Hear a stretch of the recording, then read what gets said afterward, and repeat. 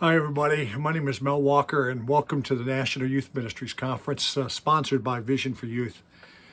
We feel badly that we're not able to host the event during Clark Summit University's Teen Leadership Conference this summer like we had the last couple of summers, but we wanted to still be able to be a resource to youth workers.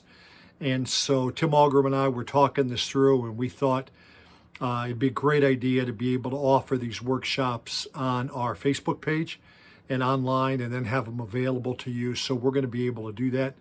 I've been involved in Vision for Youth since the beginning, and I still serve as president of Vision for Youth. And I'm very, very glad that you chose to join us today.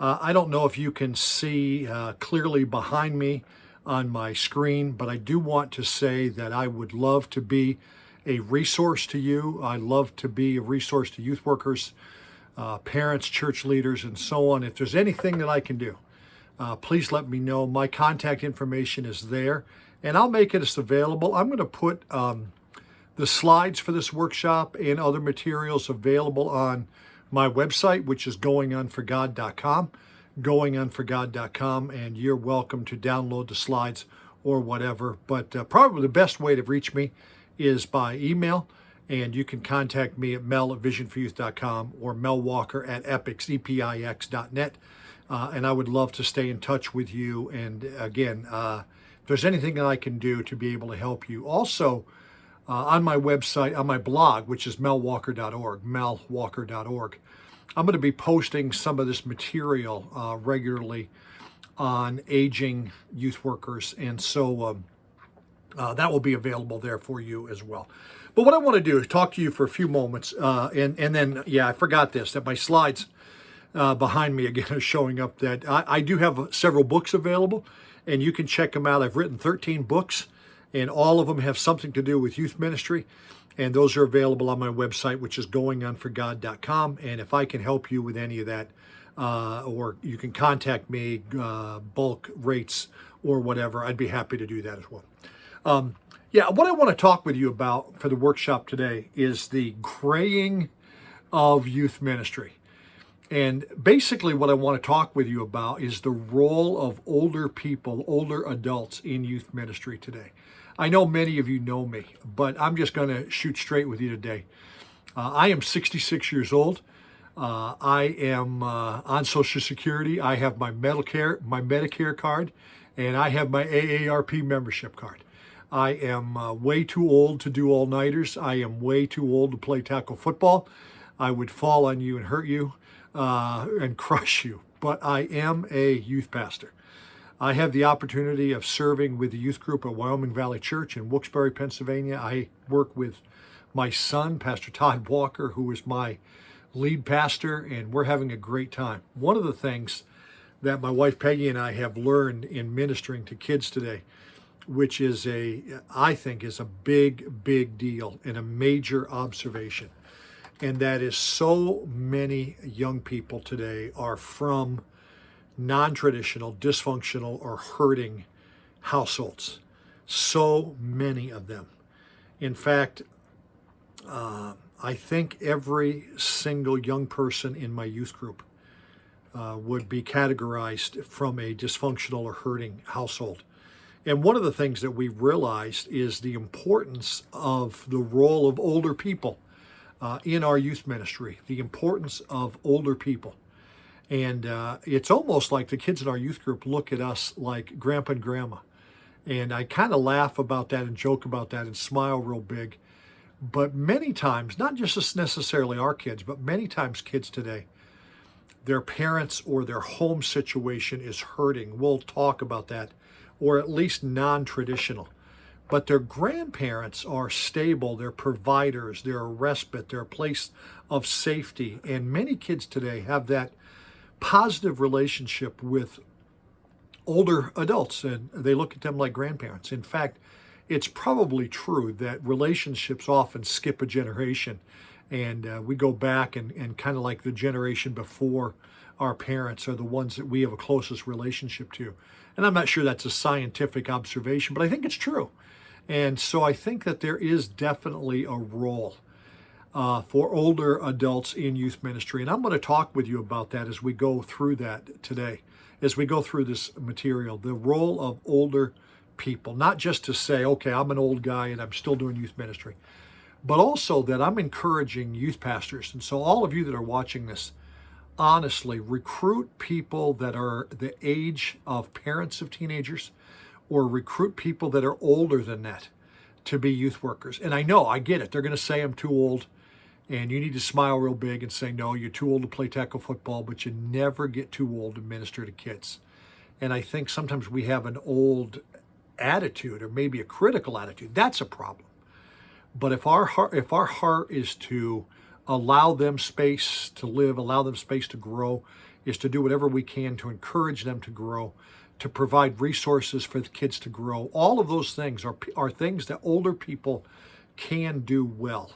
And so again, those are things that I want to talk about. So let me highlight some trends that I've noticed that fit this scenario, or that fit this topic that we're talking about today. And there's just a few things that I want to notice.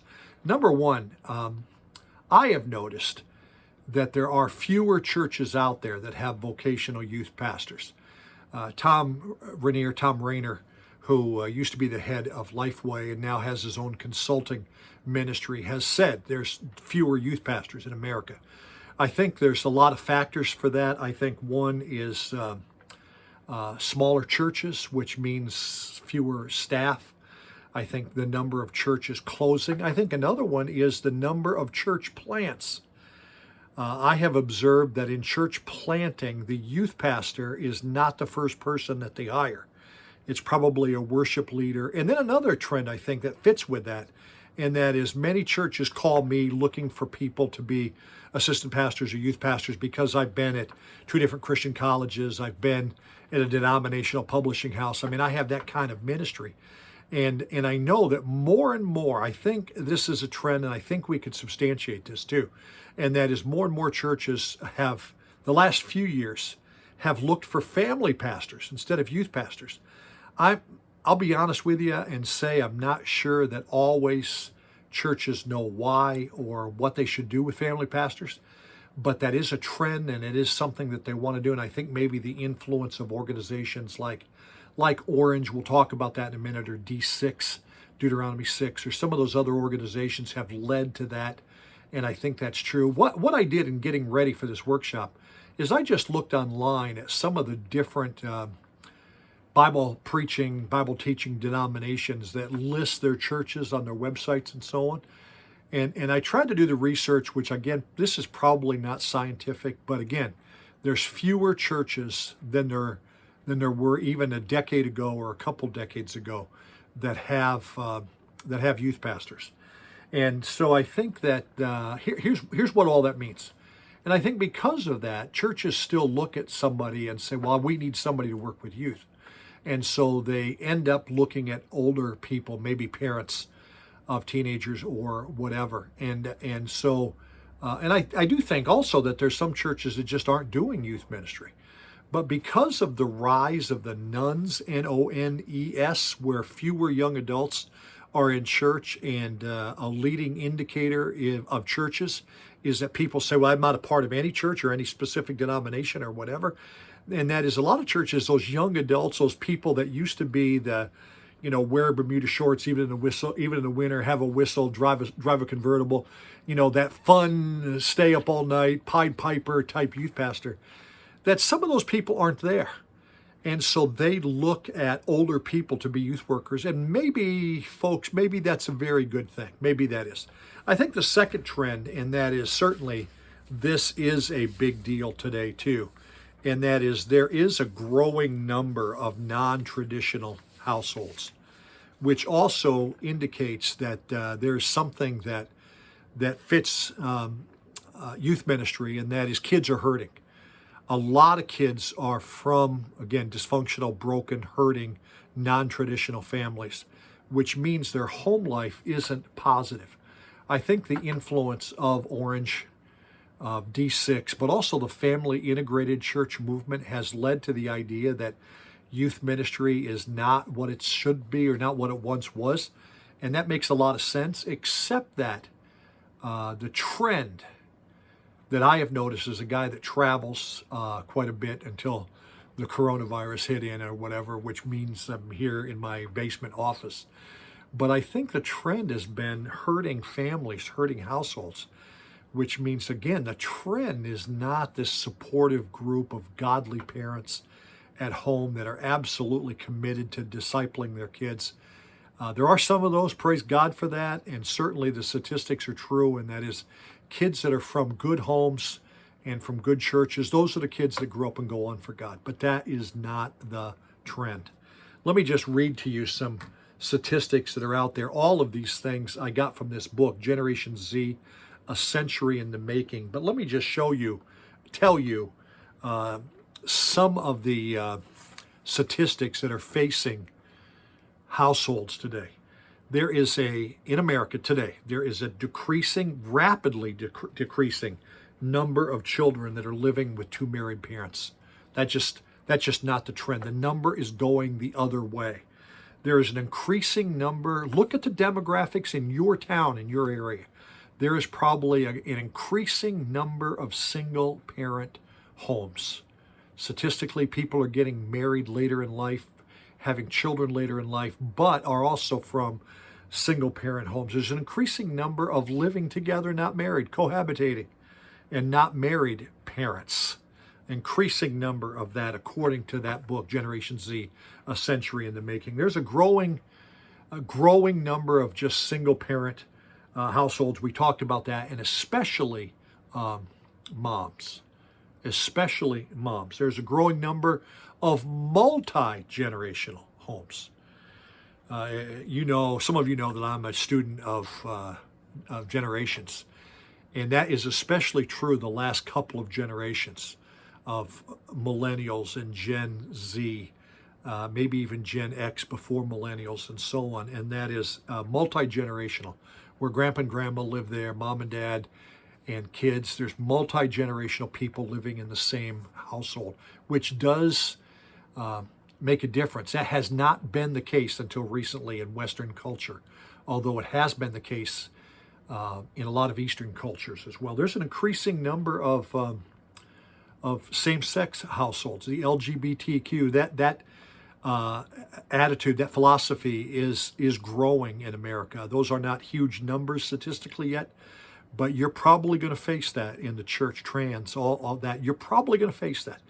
And that also impacts youth ministry in the church. And then there's also just a growing number, not morals or immorality or anything like that, but a growing number of what's called roommate households, where there's just for convenience or finances or whatever, roommates living together. And in one case or another, there's kids there in the home as well. Let me tell you about another trend, and that is the increase of the nuns. We talked about that before, but that is the growing number of young adults who aren't in the church.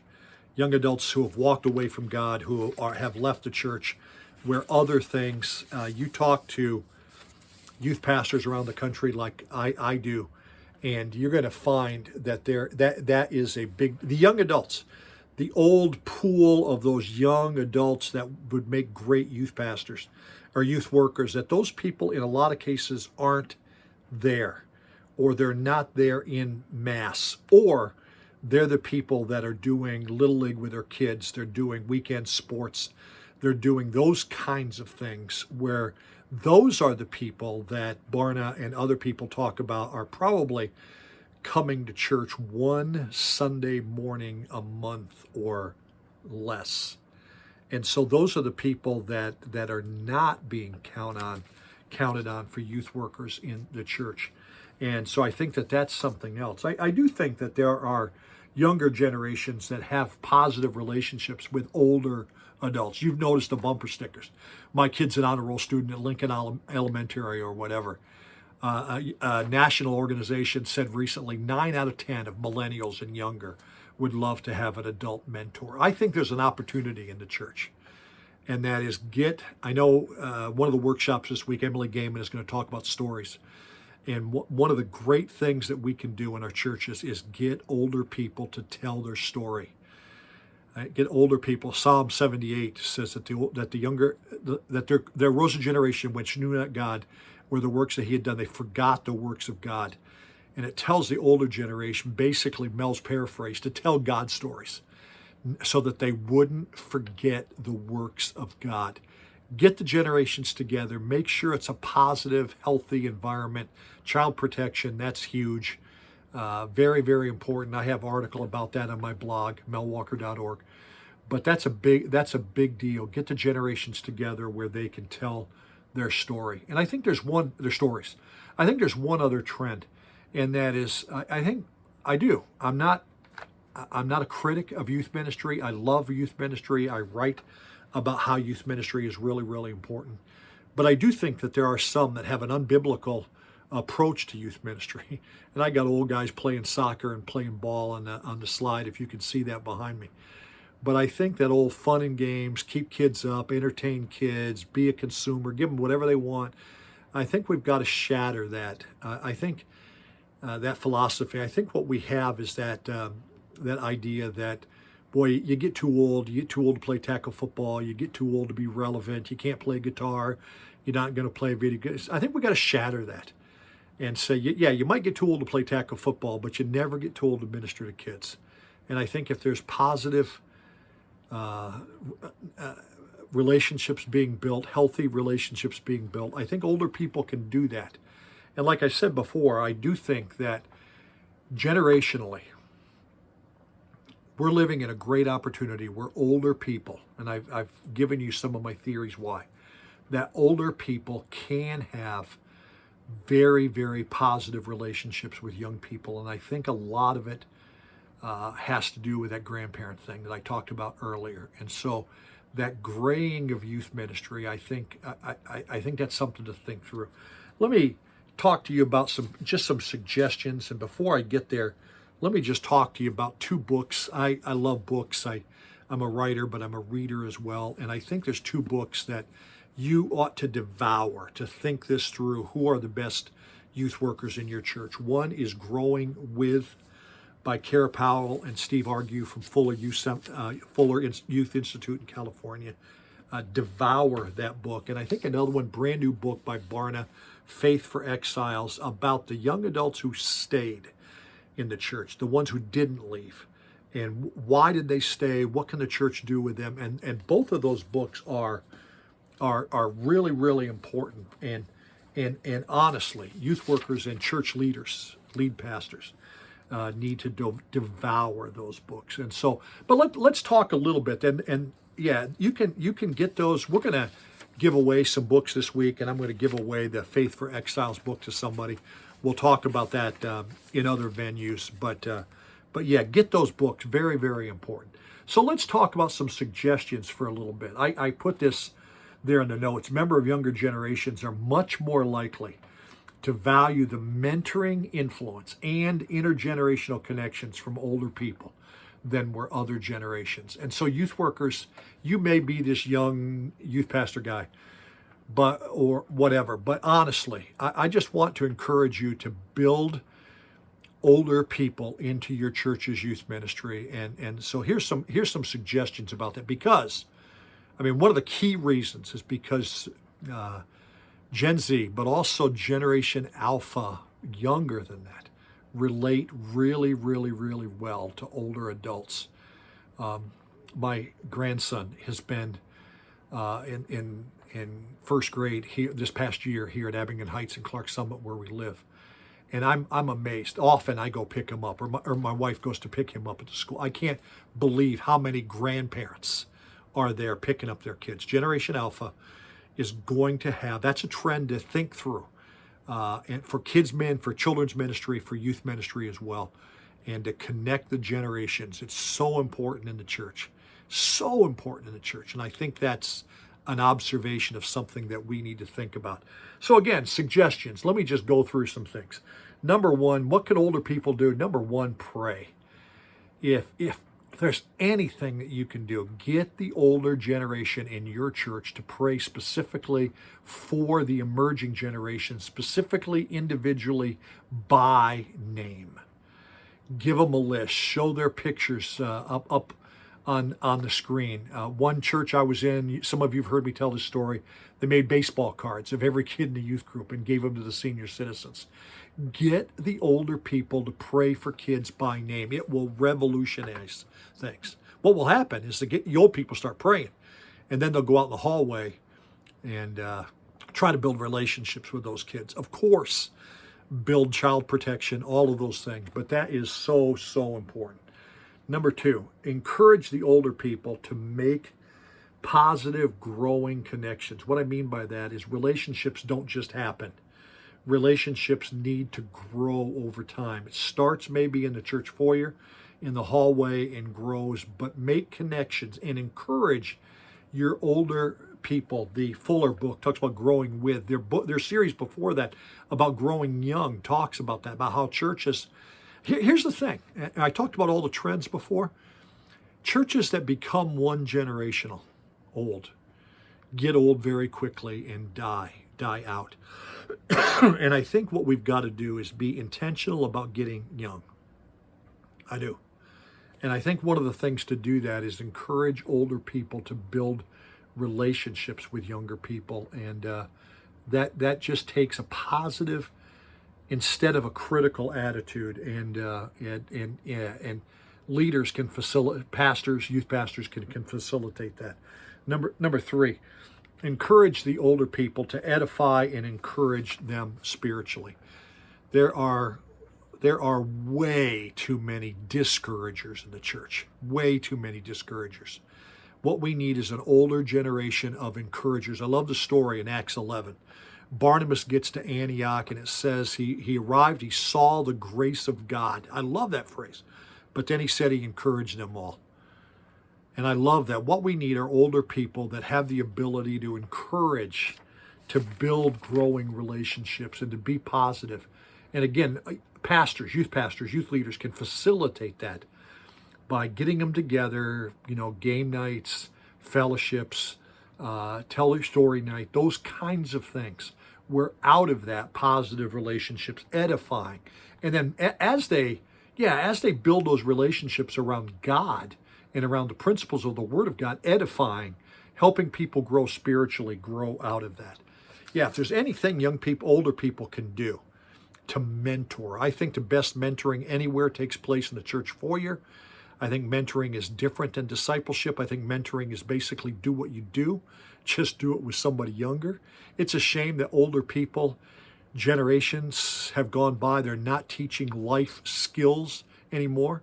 And I think if older people have a skill that they know, there's likelihood to be young people in that church, in your church that would love to learn those skills. Auto mechanics, golf, hunting, crafts, baking, cooking, sewing, whatever it would be. We have a guy in our church that's a pilot. And those kinds of skills, piano lessons, all kinds of things would fit in that category. I wrote a little booklet a couple of years ago, Mentoring the Next Generation. I believe in that with all my heart. Here's another one. Tell God stories. I've mentioned this over and over again. But help your older people and give them opportunity. Give them opportunity to again, tell the young people to not forget the works of God.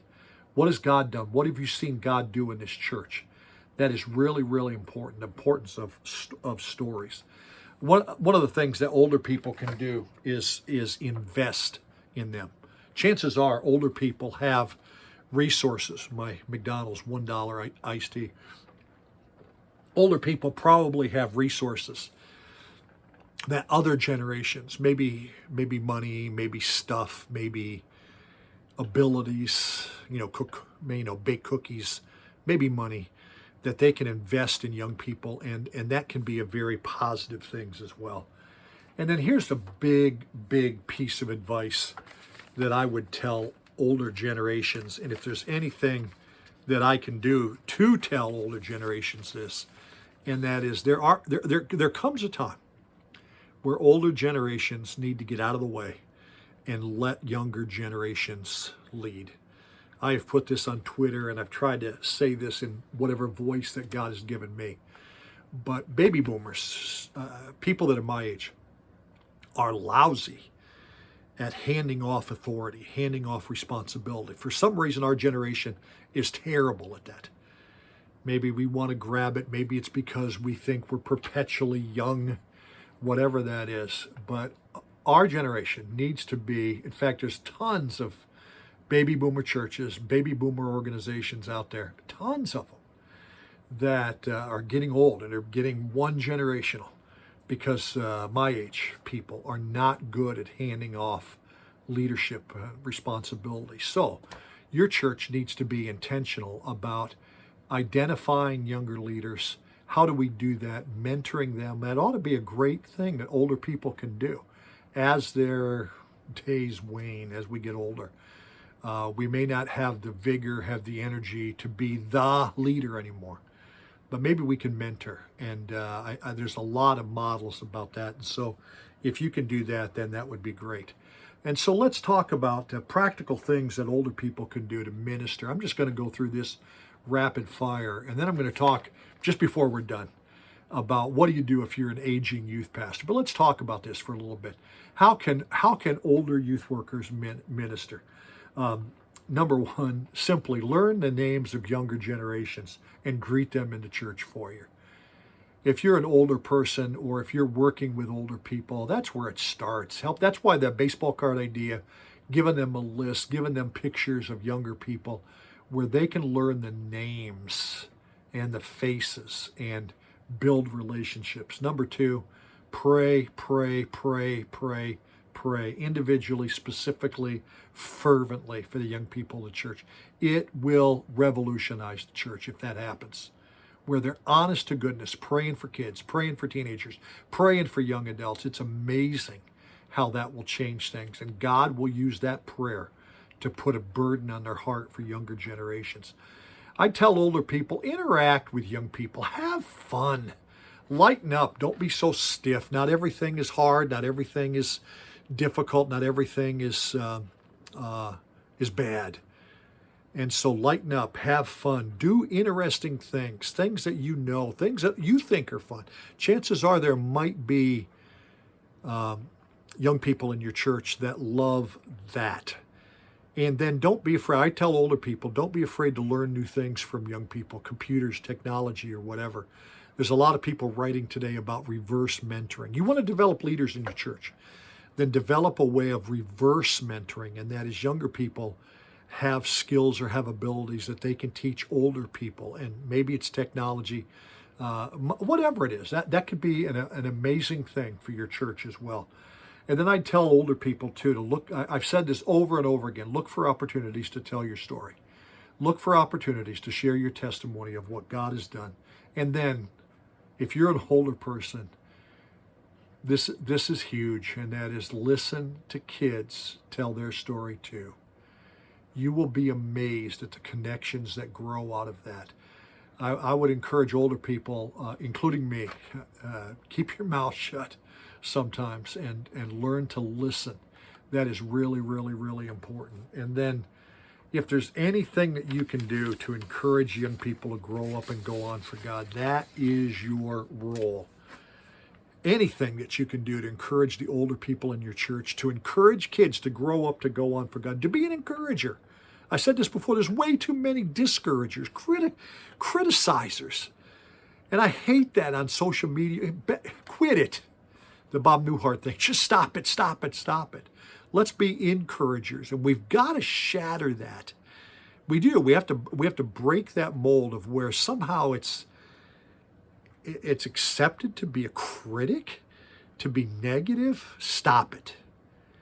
And I think that's really, really important for older people to learn. I'm going to be an encourager. So what now? Let me just take a few moments and. This is on my blog, and you can look for the written out version of this. But I want to just take for a minute, if you're like me, maybe no one's like me, but if you're getting older in youth ministry and are thinking about, and a lot of people, when do you get too old to be a youth pastor type thing? And so let me just talk to you about some things real quickly, and then we'll be done. Practical thoughts for aging youth workers. Number one is reaffirm your call. What has God called you to do? Keep doing that. All I've ever known is that God, I believe God called me to work with young people. I've been doing it, 45 years or more. I'm doing it now. I'm a youth pastor. I don't want to do anything else. I've learned a long time ago that I'm not wired to do other things. I'm not the buck stops here guy. I'm not that guy. I want to work with kids, and they help me so much.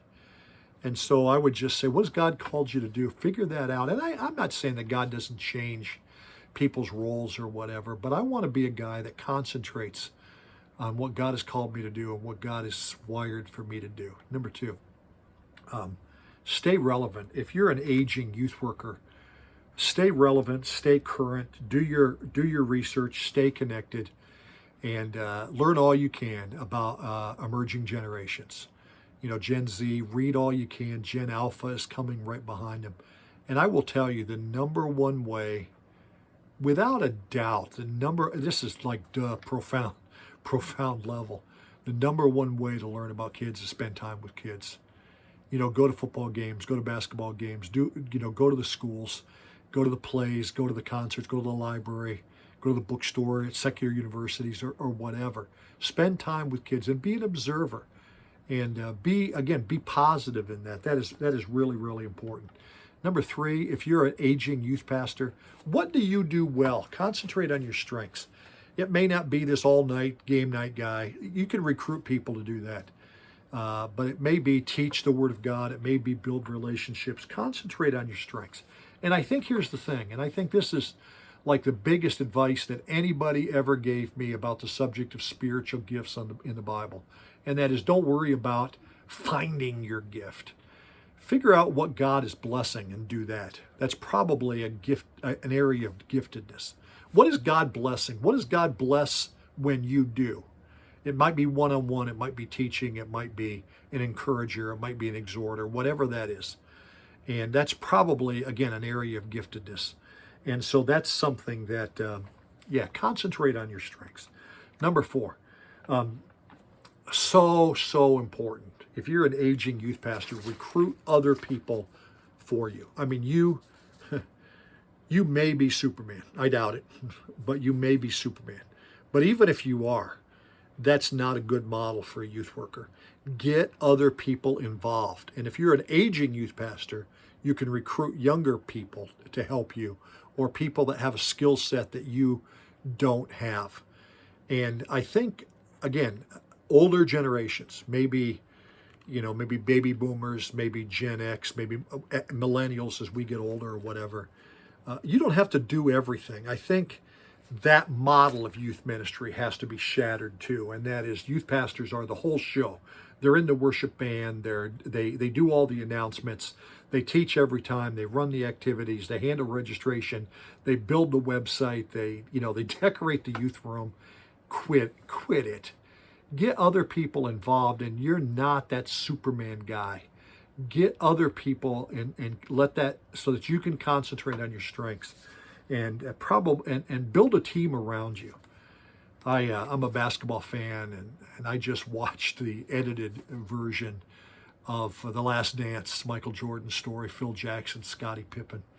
And I'm a basketball fan, but I wasn't a big Chicago Bulls fan. But I think that series that was on ESPN during the COVID thing, I think the Bulls did that well, and that is they got role players to compensate and to build around Michael Jordan, Scottie Pippen, and B.J. Armstrong and Steve Kerr and those people that could do, Dennis Rodman, that could do specific things. Well, I think the Bible has taught us that way before series on TV. And that is the giftedness of other people, getting them involved. And the church works best when other people are involved and are using their gifts or using their abilities to edify, to build up the body. And that seems to be what the Bible talks about. And so be a recruiter. Christ went to people and challenged their thinking. And I think that's what we have to do, is not just take volunteers. Those are the people, Lord, Lord, Lord, I'll follow you. Those are people that often didn't pan out. But to go recruit people and say, hey, pray about this with me. God has given you, I think, I've noticed some things, and God has given you a great ability to work with kids, work with teenagers, work with young adults, and recruit go talk to them and ask them then for a commitment and so on. And then number 5 is one of the things that I would encourage of aging youth workers is make much of relationships. You older people are probably very good at that. They've learned over the years about relationships. They had to. And so I think that older people can have relationships. I already talked to you about relationships with young people, that they look at them as grandpa and grandma, but older people can have relationships with parents. I mean, I'm way older than the parents of the teenagers in my church. And I'm again, grandparent age. I'm old enough to have relationships with the senior pastor. I'm old enough to have relationships with the oldest people in our church. That's a very good thing in youth ministry. And yet I'm still a huge advocate for youth ministry in our church and so on. So I think those are things that an aging youth pastor can do. I hope that this has been a practical thing. I've said this over and over again. We get too old to play tackle football, but we never get too old. You shouldn't get too old to minister to kids. And I think we have to guard our heart. I think we have to be constant learners, constant growers. But I don't think it's all that hard. But I do think it has to be intentional, where older people are willing, to go out of their way to build relationships, start with prayer, all those things that I talked about. And if there's anything, I'm going to put some stuff on my blog, melwalker.org. I'm going to put some stuff, the PowerPoints, on my website, which is goingonforgod.com, and under downloads. And there's a lot of things that are there already. And I'm going to try to do some more writing about that as well. And I hope that this has been a help to you. Again, if there's anything that I can do, there's my contact information, mel@visionforyouth.com, mel@visionforyouth.com, and my website's goingonforgod.com or melwalker.org. That's how you stay in touch. Again, thanks for doing this week. I hope the videos are a blessing to you. I feel bad that we weren't able to gather at CSU for the Teen Leadership Conference. I love TLC and I miss it. But I'm also thankful that we can be involved in doing the workshops this way. And I'm really praying that we'll be able to gather next year and to have the Youth Workers Conference. And if not, we'll figure it out. God has allowed us to be creative during this time as well. And so I hope it's been a help to you. We're going to have, some giveaways and things that we'll announce in another way. But thanks for listening, and I hope this is a help to you. And the Lord bless you as you work with young people. Thank you very much. I appreciate that.